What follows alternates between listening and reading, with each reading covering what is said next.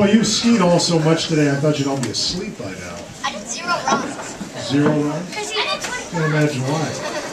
I just wanted to say, I'm not going to stay here too long. I'm Bob Ashton. I've met a bunch of you, but I haven't met all of you. And I apologize for that. I kind of parachuted in here in September, and it's been a very busy winter. So I hope in the coming months and coming years that I can spend a lot more time getting involved with the ski team. As some of you know, I have a racing background. I've been skiing since I was really little. Racing I've had 3 kids who did a lot of racing, so I'm kind of understand a lot of the issues, and one of my goals for the ski team here in this Fold Mountain, which is a great mountain.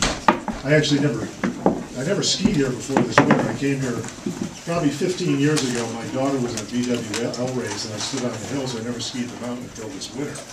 But it's a great hill. It's got great vertical. It may not be real big, but it skis a lot bigger than it is. And I think I decided to take this job in the end of August because I think this place has huge potential in a whole lot of ways.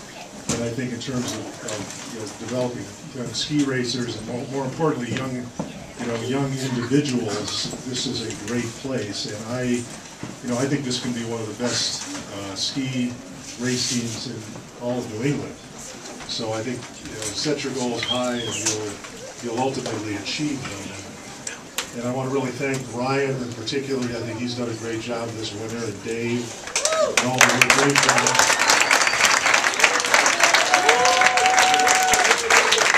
And he's got a lot of ground to cover, so I'll just say a couple things about hopefully this summer. I can't make any promises right now. I mean, I think we're working on a lot of projects. Financing has been really tough the last couple of years, and the owners are working very hard on getting financing together. I'm going out west actually the end of this week to meet with them on planning and things. And if we get financing, the #1 priority is snowmaking, particularly getting more water up to this pond out here. And then hopefully more technology on the hills so we can open trails faster, make snow faster, so we're not finishing up snowmaking the night before a race like we did this year, which made some challenging efforts. But snowmaking is #1, and then hopefully replacing the spear lift is #2. But that really has to be ordered by the end of May, so we've got to get the financing put together before the end of May, or you just run out of time. So we're hoping to do lots of projects this summer. Hopefully you'll come back next year, and we'll keep you all posted on what's going on, and we just try to keep improving the product, and we can make a lot more runs too if we have another high-speed lift over on Spear, both fundraising runs and training runs. So I just wanted to say hi, and you've got a lot to cover, so I'll turn it over to Dave. And thanks for everything and coming this season, and we'll look forward to doing a lot more next season. Hopefully see you around for a little golf this season or something. So thanks a lot. Alright, so I just got a couple of things, and I'm not going to keep you guys long because I really don't have that much to say, but I've got one question to the kids. Do you guys have fun this season? Yeah! What? I can't hear you guys. Yeah! You guys are so easy. Awesome. Hey, so I did make a few notes. A few years ago, I had this note that says, "Had a dream." Okay, no, I wrote this on Wednesday. I've got to remember myself. Okay, a few years ago we had this dream, right? There was this perception out there in the alpine community that we were a sort of a little feeder club, and that nothing ever really was going to happen ragged. You could do 5s and 6s, and that was it, and move on, whatever. And we decided to change that perception. So a couple of years ago we licensed a few hills around here, and it was a bit of hard work, and the crew did some work to them this summer so that some of you kids would have a little home field advantage when we held these races here. Unfortunately, that meant that we needed to hold races here. Where's Dick? I just want to see his angry look. Is he around somewhere? Right here. Come on, Dick, get down here, mate. This is about you. So we had to hold some races here. Just 1 or 2, mine. Just 1 or 2, right? And yeah, you're my hero. It was my doing. Oh, something weird. Okay, you got it. Right. What are you doing? I can talk about this. Is it? There we go. So anyway, so we had to hold some races here, and lo and behold, to do that we needed a crew, and it came to a point where it was no longer going to be a volunteer crew. It was very obvious to us that we couldn't ask these guys to do what we've been asking them to do in years gone by on a volunteer basis. So we shelled out some day rates and stuff and incorporated the team into a Ragged's normal operating procedure, and lo and behold, a few years later we've achieved some results. As Hans says, where's Hansi? Hansi, what do you say? The little team that could, right? Absolutely. And you guys have made not only me, but you know, when there's been good results, I've run Bob Freeze up at Waterville, who was really behind us in doing this, and told him the decisions we made a few years ago are really paying dividends for this team. And I can't even tell you, when Ryan's at a race and he calls me that afternoon to tell me the results, don't think that we don't hear it here, because we do, and we hear it real time.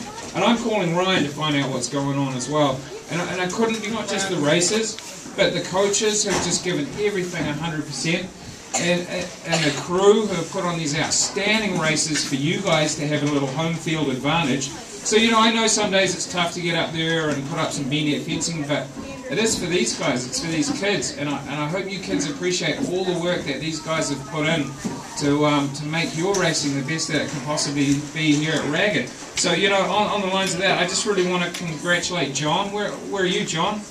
John, you're going to be around somewhere. Fantastic here, mate.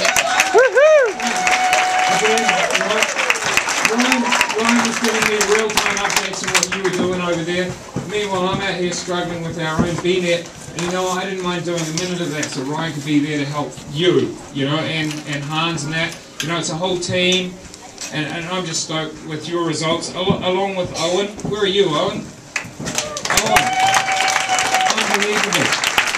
Unbelievable. You deserve everything, mate. You don't ever take anything for granted because you worked hard for it and you deserve it. Thank you. And you know, Tom, where's Tom? No, Tom Martinson. Where's Dad? Dad? Where are you, mate? All with you. Tom Martinson. What? Publicly, I want to thank you for believing in the dream that we had a few years ago and staying here, and believing that what I said was true, and that it was going to happen, and we were going to change this and get some really good results. So thank you to you for staying here and letting Owen become the guy here now. Thank you very much. Thank you. Harrison, where's Mr. Roar, young Mr. Roar? Harrison, there's another guy with some great results this season. Thank you. Thank you for doing that. Thank you for putting on the best show that you could in your division and taking it to the next level.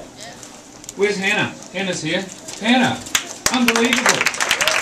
Unbelievable. You guys, I can't say enough. You guys did great. And Brooke, where are you? Brooke Piano. Where's Brooke? Brooke, stand up! Stand up! Stand around! See these people here? They're proud of you. They're really proud of you, and we all are. And you know, I heard comments during the season. You know, I'm fairly well alpine connected, although I snowboard primarily. You know, I know people in other programs, and I hear great things about the way that you represent us at other mountains, the way that you wear your jacket and you wear it with pride. You know, and that means a lot to us. It really does. You know, it means that we want to send you out into the community. We want you guys to do well. So again, thank you guys for making the best of what's here. And this year, we've just taken it to a whole new level, and I couldn't be happier. And I actually asked Ryan if I could do a little talking. You guys know that public talking isn't my strong suit, right? Dave, you're over your allotted 5 minutes. Yeah. Anyway, you know, I put in more than 5 minutes work for this, so I'm taking the time. I don't care what you say.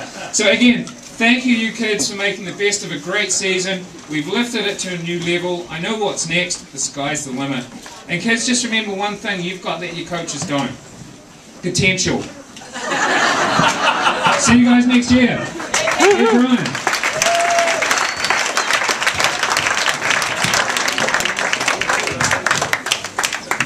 And 8 inches of rain.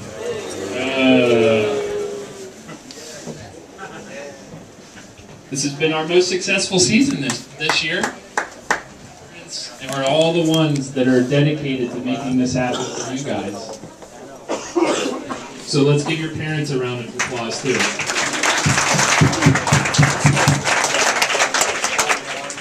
About a round for the volunteers that make the races happen.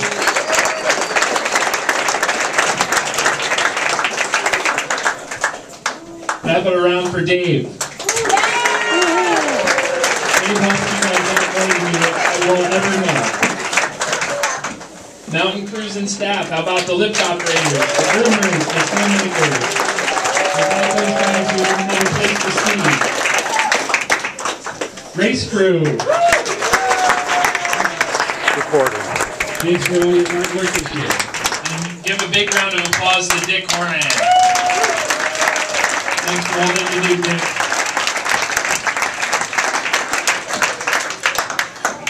Also, the club board of directors for helping out organize things.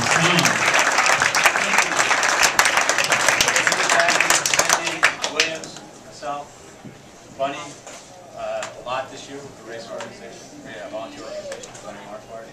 Yep. That was awesome. Thanks.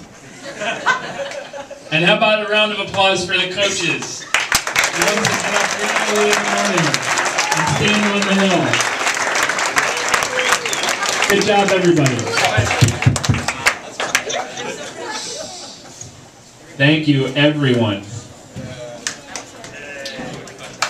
Thanks for our supporters, too.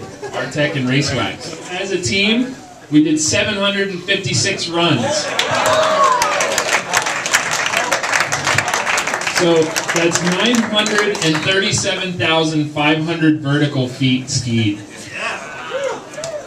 Anybody have any idea how much that is? It's a lot, Ryan. Yeah, that's like 14 Mount Everests.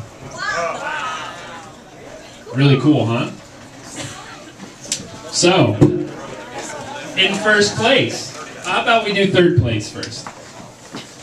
In third place was, with 34 runs, was Andy Cook.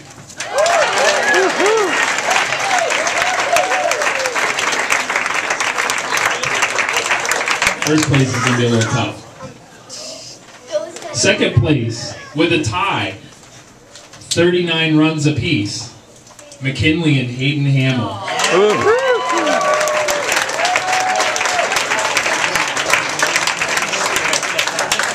They can share. But first place is going to be difficult. Because in first place is Ashley's group of J6s. All of them. Because they skied 312 runs.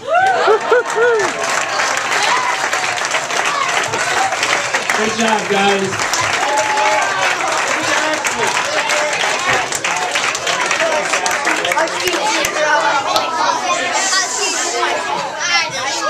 Good job, everybody. That was a pretty big tie, huh? Yeah, so we're going to have to get some awards for those kids. Okay. All the parents, the volunteers, the board of directors, and all the coaches. We talked and named them, and the race crew especially as well. So give them another round of applause, please.